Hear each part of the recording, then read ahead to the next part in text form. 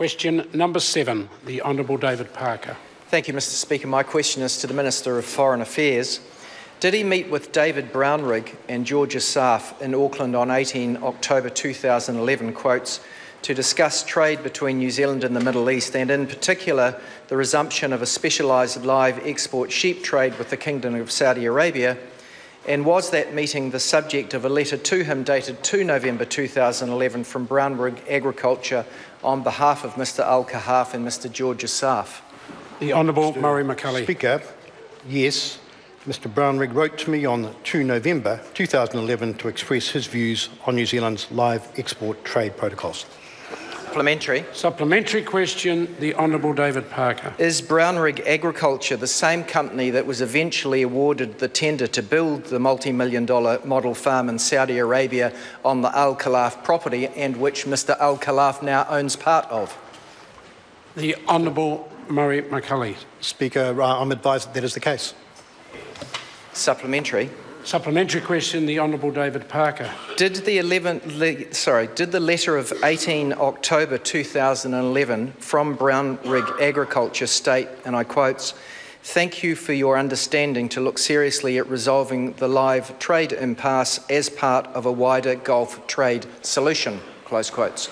The Honourable Murray McCully. Mr Speaker, I don't have that letter immediately to hand, but that sounds like the sentiment that I saw in the letter.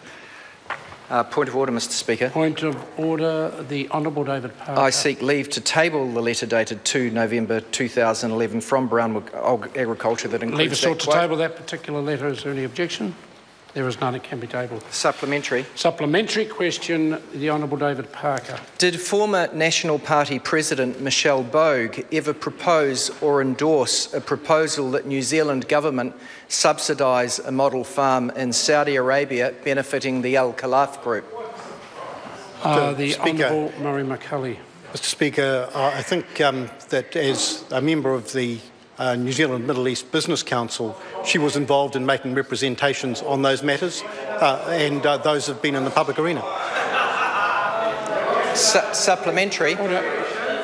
Supplementary question, the Honourable David Parker.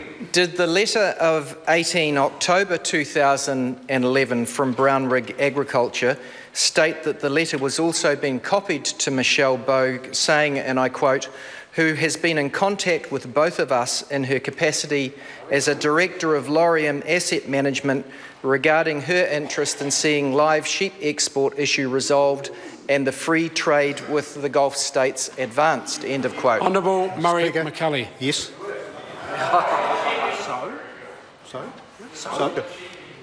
Question number 8, Kanwal Singh Bakshi.